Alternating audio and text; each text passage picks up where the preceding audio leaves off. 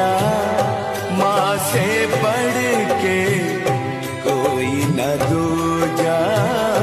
माही मंदिर माही पूजा, माँ से बढ़ के कोई न दूजा।